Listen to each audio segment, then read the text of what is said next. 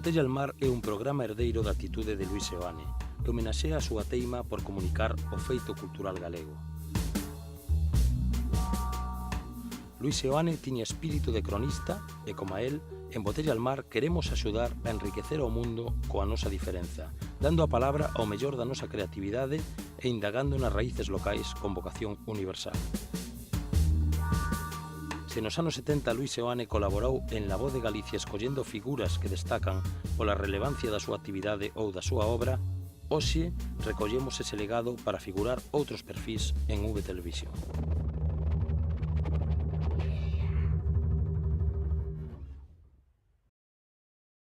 Suso Fandiño é profesor, investigador, pero sobre todo un artista conceptual que traballa indistintamente en medios como a fotografía, o vídeo, o debuxo ou a instalación.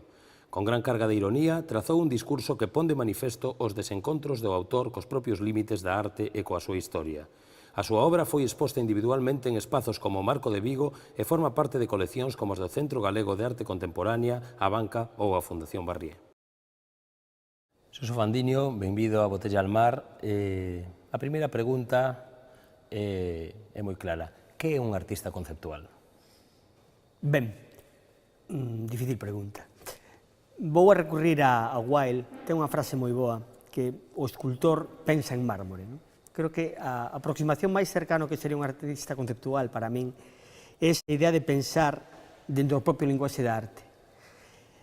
A miña trayectoria, eu antes de facer Belas Artes estudei Historia da Arte e inicialmente non pensei que isto tivera unha gran repercusión na miña obra, pero co tempo cada vez fume dando conta de que estos estudios previos en Historia da Arte tiveron unha grande importancia, sobre todo a hora de entender a Historia da Arte como propio material artístico, como propia maneira de traballar e como maneira de alguna maneira de mellorar as preguntas que facemos cando facemos arte. Desta maneira entras moi facilmente pola porta da arte conceptual, porque fundamentalmente a arte conceptual adícase a este tipo de ámbitos. Pero, bueno, non creo que teña demasiado sentido a día de hoxe considerarse artista conceptual.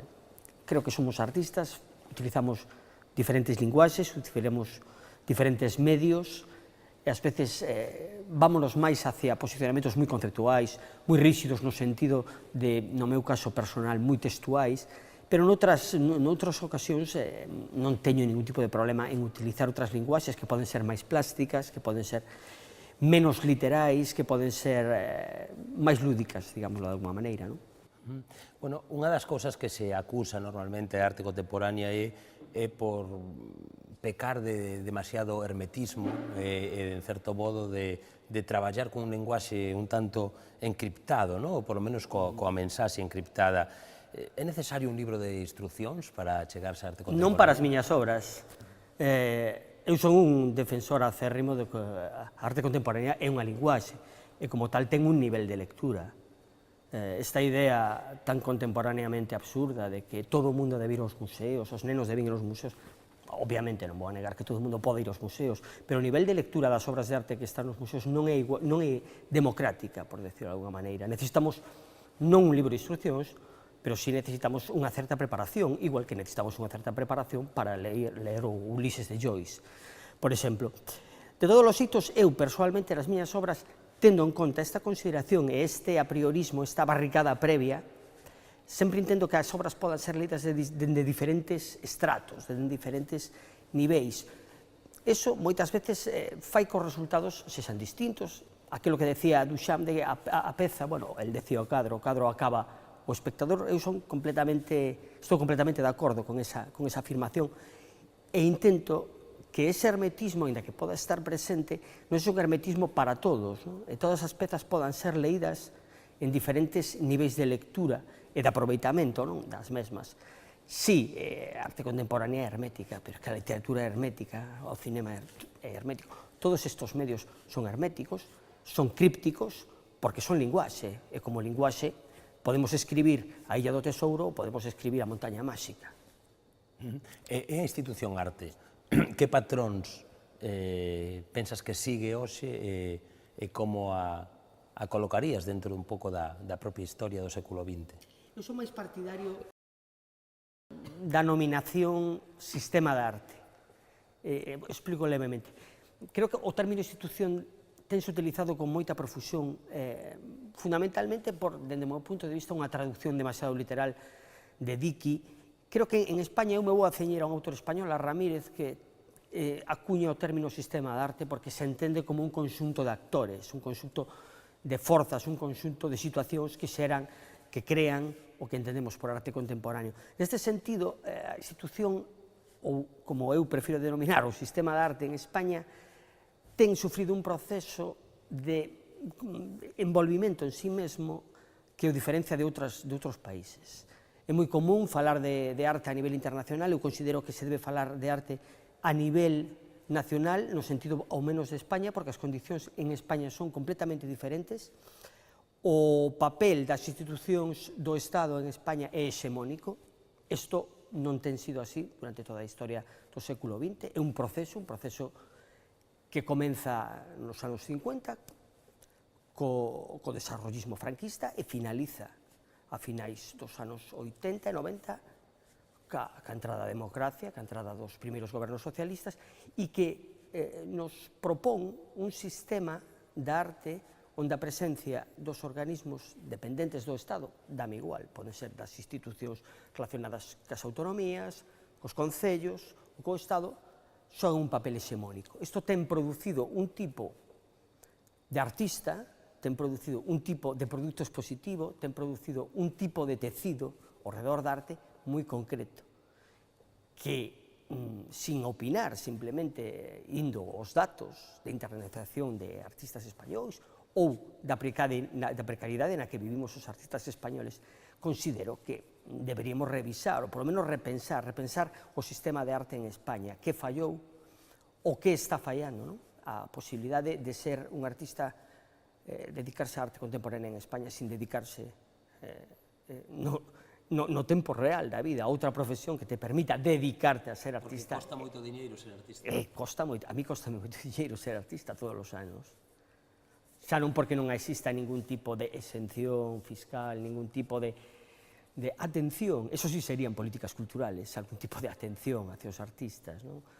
Simplemente porque a produción é cara, porque todo o que produces mayoritariamente non ten saída comercial, porque viaxar é caro, porque ter un estudio é caro, e porque o tipo de sistema de arte que existe en España non produce un feedback, un beneficio económico que permita que esa actividade sea rendible. Eu algunhas veces dixen algo que ten sido relativamente polémico, como aquelo de un artista debe pensar que é unha pequena pyme, e eu creo, sei que sigue sendo polémico, pero creo que a pies juntillas que un artista é unha pyme, que canto antes teñamos claro que realizamos un tipo de servicio e que debemos cobrar por él, creo que antes empezaremos a artellar unha forma diferente no sistema de arte española, un sistema de arte española que por esta mesma situación tense convertido en un marco limitado, moi acotado e moi forte, non? De entrar dentro dese propio marco. O mellor esa idea de ser pyme, digamos que vai en contradición cunha tendencia clara, no, que é o concepto de emerxencia, no? Es decir, parece que todo ten que ser emerxente para darse como tal. Este sarampión da emerxencia, que non deixa de ser un produto, un subproducto da retórica política trasladado aos medios e de fácil venta, por eso ten esa gran importancia. Ao principio, os primeiros en caer fomos os artistas, tiñamos que ser eternamente emerxentes.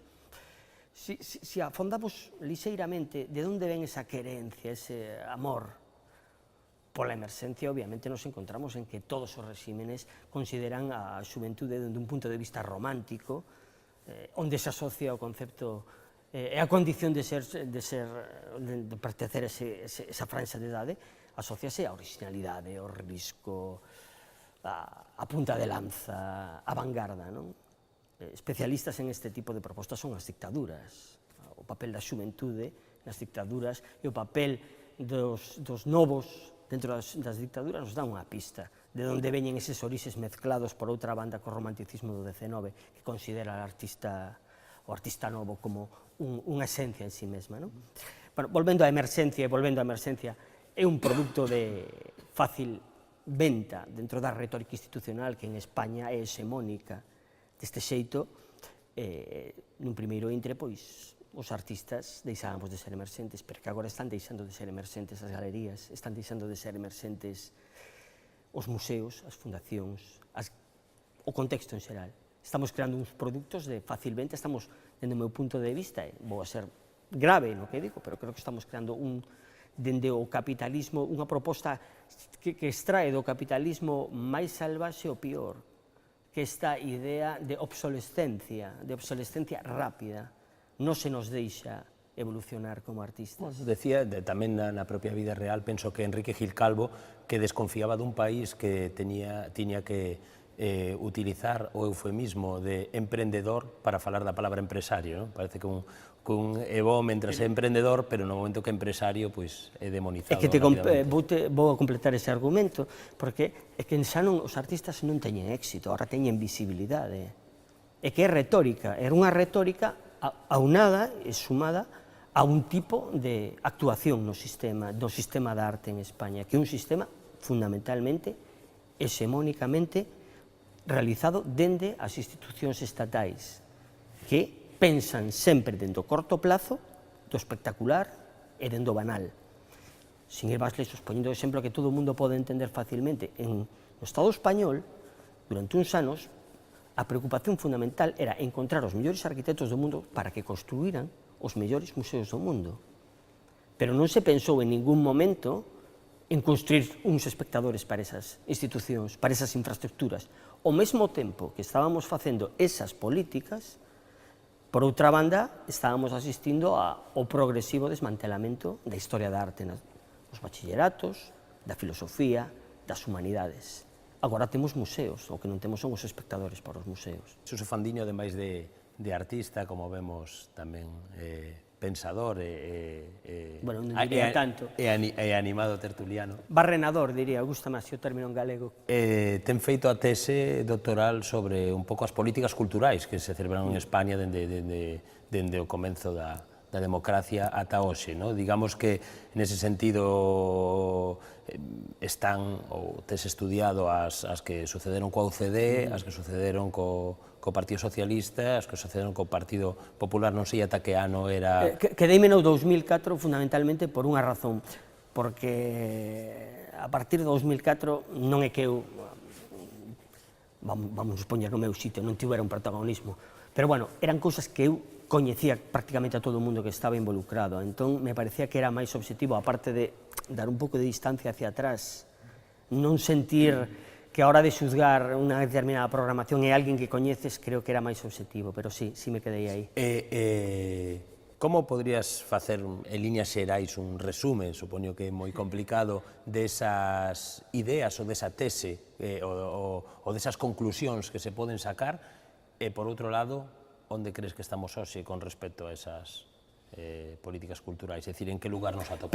Pensando en positivo, creo que a crise ten traído cousas positivas, que ten sacado hacia fora a toda unha sociedade civil relativamente dormida, que está disposta a realizar proxectos culturais dende a independencia. Eu son un gran defensor da independencia en frente a outro tipo de propostas que teñen demostrado ao longo dos anos xerar produtos e xerar condicións que teñen creado a situación actual do sistema de arte, que non é unha situación que podamos falar dende outro punto de vista que non sexa a precariedade absoluta.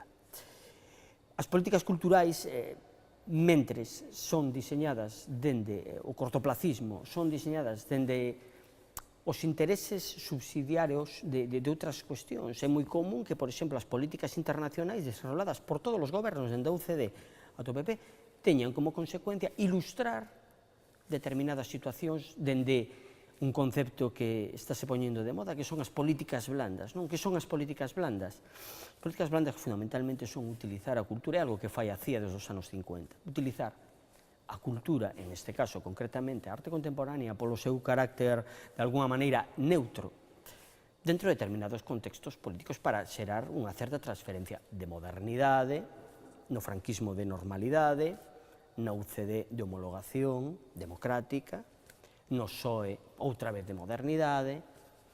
A fin de contas, a cultura, e concretamente a arte contemporánea, como elemento decorador dunha determinada retórica do político.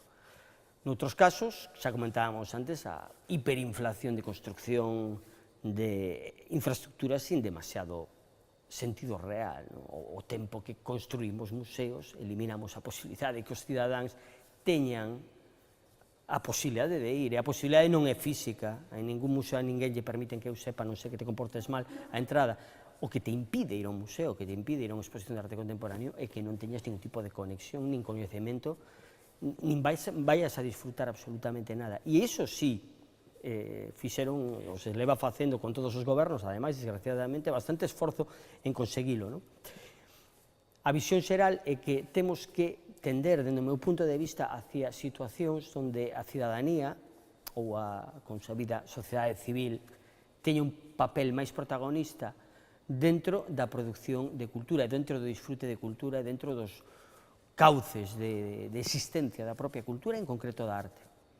Bueno, cambiando un pouco de tercio, entendo que estás máis próximo a túa obra da idea de Foucault sobre o fronterizo, que do discurso histórico da modernidade, sobre a tradición, a originalidade. Como autor, é sobre todo un apropiacionista. Sí, xa comentábamos, eu estou enamorado da historia da arte, entón para min a historia da arte é un material maravilloso. Decían que Miguel Ángel podía enamorarse dun anaco de mármol, porque veía todas as posibilidades. De alguna maneira, e salvando obviamente as gigantescas distancias, sinto a mesma sensación, a mesma querencia por acercarme desde ese camiño e por ese camiño. De todos os xeitos, eu reivindico profundamente a posmodernidade, agora que xa non está de moda, ou aparentemente non está de moda. Renego profundamente do metarrelato, renego profundamente do linguaxe moderno, aínda que teñen contribuído en moitas cuestións a ser o que somos, porque non é tan fácil ser o que un quere ser, e sobre todo en arte contemporáneo. Creo que os artistas cada vez facemos menos autorretratos de nós mesmos. Quizá é o autorretrato que nos fai a nós, unha pequena pirueta, pero relativamente claro do que nos sucede. Nese sentido, e volvendo un pouco ao posicionamento de partida, eu parto da dúda. Creo que o arte contemporáneo non pode plantexar respostas, porque o arte contemporáneo está ao servicio de mellorar de alguma maneira as preguntas que facemos sobre as grandes cuestións. E a veces pensamos en que o arte contemporáneo peca dun excesivo embiguismo, ou artistas que pensan sobre arte, arte que pensa sobre artistas.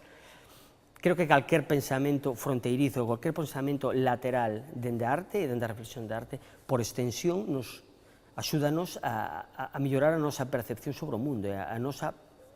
Esas preguntas que nos facemos desde a arte son trasladables ao mundo tamén. E ti trasladas sobre todo a partir da ironía, non? Absolutamente, absolutamente. Eu sempre recurro ao mismo exemplo, porque creo que España, as dúas Españas do españolito de Machado non son as das dereitas e as das esquerdas, son as de Góngora e Quevedo. E eu sempre me quedo colado máis de Quevedo. Creo que o fatalismo, o nostálxico, o excesivo, todo o que é excesivamente romántico no sentido de autor, como o centro do universo, como o centro mitolóxico da obra, renego de alguma maneira deso. Creo que, non sei de quen a frase, pero é fantástica isto de non podo tomarme en serio a xente que non ten sentido do humor, porque non é xente seria. Pero, bueno, o teu traballo sí que ten algo de romántico, polo menos nesa idea de concretar ou de aprender partes da historia da arte que falábamos antes. Penso na idea de ter un Picasso nunha propia obra túa, que como foi o proxecto do Marco de Vigo, ou que me gustaría que falaras un pouco deses traballos, tamén a idea de colocar ese fragmento famoso de Andy Warhol cando vai a vacaciones en el mar e acaba por introducirse a sí mesmo como personaxe, é dicir, facendo de Andy Warhol. O maravilloso da arte é que, partindo dunhas premisas completamente frías, partindo dunhas premisas que renegan do romanticismo, a situación dun artista periférico acabase convertindo nun acto meramente romanticismo, dado tamén o contexto e o sistema de arte que o reduce a unha posición marxinal e excéntrica completamente. Co cal, este camiño ten un camiño de lectura, de ida e de volta, porque dende a maior das posmodernidades e dende o maior dos convencimentos que podas abarcar dunha obra de arte, podes facer ese camiño de volta e darte conta de que non eres máis que un artista periférico facendo un discurso que choca contra as paredes das institucións públicas, fundamentalmente, e que, finalmente, non estamos tan lesos. Por eso decía, de alguna maneira, aquelo de que, isto que se di habitualmente, de que un artista sempre fai un autorretrato de si mesmo, cada vez penso que máis é ao revés, non? Ou unha marca branca de outros artistas. Sí, sí, porque claro, me interesa o obxecto artístico, me interesa o precio do obxecto artístico, me interesa a relación do obxecto artístico co mundo. Entón, a obra de Andy Warhol, non polo que ten aportado Andy Warhol como artista, sino como o que temos aportado despois. Eu creo que a mí me gusta máis Danto que Warhol, non sei se me entendes, polo que ten reflexionado Danto sobre Warhol. En ese sentido, claro, me parecía interesantísimo, falando de autor e falando de autoría, facer, como teño feito, pois, unha reproducción dunhas caixas brillo de marca branca, ou outros obxectos artísticos que fixen tamén de marca branca, non? Entre outras cousas, porque son auténtico apasionado da política, non? E todo o que sexa política e economía me interesa moitísimo. E outro tipo de obras, como as obras que fixen para o Marco, para o espazo anexo do Marco, onde introducía literalmente 3 Citroën Picasso dentro dese espacio artístico, ainda que, bueno, non estaban enteiramente dentro, non? Porque, volvendo a Danto, que diferencia unha caixa de brillo dun supermercado dunha caixa de brillo que está dentro dunha institución artística, non? Ese debate que fai que a obra de Danto empeza a camiñar, obviamente, a mí parece interesantísimo, porque realmente nos pregunta quenes somos tamén, non? Bueno, noutros casos, como máis recentes, ti que eres profesor de instituto de hai moito tempo, introduces métodos de aprendizaxe, traballes moito coa idea do infantil e de como, en certo modo, a arte ten esa capacidade de adoctrinar a partir de moitos traballos, non? É dicir, como é esa fase da túa obra onde esa idea de aprendizaxe, de arte como acto de supervisión, pois se dá... Eu sempre reneguei moitísimo destes artistas autobiográficos, non? Que, bueno, pois pasoume isto, entón, pero finalmente teñome que baixar da pequena peana onde me tiña subido cando pensaba así, porque eu polo menos son completamente prisionero do meu entorno. A miña faceta como docente ten influído moitísimo. Por qué? Porque teño encontrado moitísimas similitudes e moitísimos paralelismos entre o sistema de legitimación de arte, que é algo que a mí me interesa moitísimo, seguir preguntando sobre eso, e o sistema de legitimación normal de calquer sistema de aprendizaxe, o que tachamos, o que borramos, o que non debe ser visto, o que é correxido polo profesor, non? Moitas veces eu facía algunhas pezas nas que colocaba no espacio expositivo pois unha palabra malsonante, un taco ou directamente un insulto. Pero moitas veces tachado. Moitas veces tachado, porque evidentemente o sistema de arte é capaz de deglutir, de digestionar calquer tipo de provocación. Entón, é un acto casi infantil, non? E o profesor Suso Fandiño, que artistas propondría aos espectadores como lectura obrigada? Esa é unha moi boa pregunta. Según para qué? Ahora, te estou respondendo moi galego, pero, bueno, os galegos respondemos moi inteligentemente, porque iso é un bo matiz, non? Según para qué? Eu empezaría con Velázquez, por suposto. Depende para qué. Si, por exemplo, si queremos falar de arte contemporáneo, empezaría con Velázquez, sin duda alguna. Seguiría con Goya, pasaría as vanguardas. E non sei, creo que a elección dun artista pasa un pouco como na música, non son capaz de elexir o meu grupo favorito, non? Quizás si te podría dicir que me gusta esta canción ou me gusta aquela outra, non? E creo que cada persoa ten que de alguna maneira trazar o seu propio camiño, non? Creo que todos os movimentos artísticos, todos teñen aportado moito. Por qué? Porque todos teñen sido levados a cabo por homes e mulleres que teñen feito unha labor de investigación, de razonamento, de rompimento de cabeza, literal, en moitos casos, non? Ao rededor da arte, co cal todo é aproveitable. Eu recomendo non o acceso a un autor, o acceso a arte en xeral. Reivindico profundamente o acceso á historia da arte. Bueno, para finalizar, falas de camiño, falas un pouco de historia, penso tamén nesa idea de trayectoria. Que pensas que mudou ou como estamos con respecto a cando Suso Fandiño comezou como artista? Suso Fandiño comezou despois de estudar Historia da Arte e Belas Artes e entrou directamente a unha galería na que leva traballando moitos anos, pero realmente os artistas máis novos ou máis emerxentes, pois prácticamente se lles negou esa capacidade, non? Tamén a idea ou a ilusión un pouco que había utópica a nivel institución. Como ves esa diferencia? Teño reflexionado sobre ese tema. Eu creo que a miña xeración, a miña polos pelos, moi polos pelos, quizás para ser exhaustivos, a xeración anterior a nosa, creo que foi a última xeración de artistas. A partir de nós, todo cambia, porque xurde un novo contexto, un novo ecosistema onde as cousas funcionan. Este ecosistema non deixa de ser outro que a apertura de moitísimos centros en España, que a creación dunha certa burbulla onde todo parecía fantástico. Eu collín casi o final, a parte final desa época, e con posterioridade a nada, non? Cando se fala ás veces por exemplo, do franquismo, el páramo, non? Pois, aquí nestes anos, nuns anos en España, hubo un páramo absoluto, fundamentalmente por estos sistemas que se retroalimentan rapidamente e que necesitan crear novos artistas e que necesitan crear novos discursos retóricos dende a política, porque fundamentalmente as programacións son de institucións dependentes do Estado, non? Entón, creo que estes artistas están baixo a falta de autoridade que propón a figura do comisariado en España, moi diferente, isto non se di moitas veces, moi diferente a figura do comisariado ou do curador, término que eu prefiro, noutros países. E, aparte desta falta de autoridade, a obsolescencia da que falábamos con anterioridade fai que a situación actual dos artistas, dos rapaces que están saindo das facultades, sexa, dende o meu punto de vista, non sei, realmente difícil, realmente difícil. Ahora sí hai unha situación casi de militancia. Creo que as expectativas, eu falo bastante con rapaces que están en esta situación, as súas expectativas xa non son as que tiñamos nós.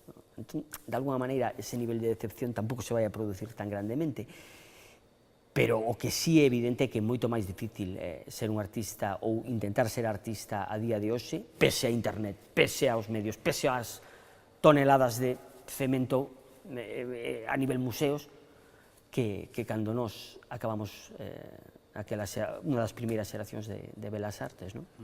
Bueno, pois, dende a nosa parte, como sei que da vosa xeración, debemos ter o compromiso de axudar os novos artistas, pero tamén de ter en conta que esa emerxencia non nuble absolutamente a nosa existencia.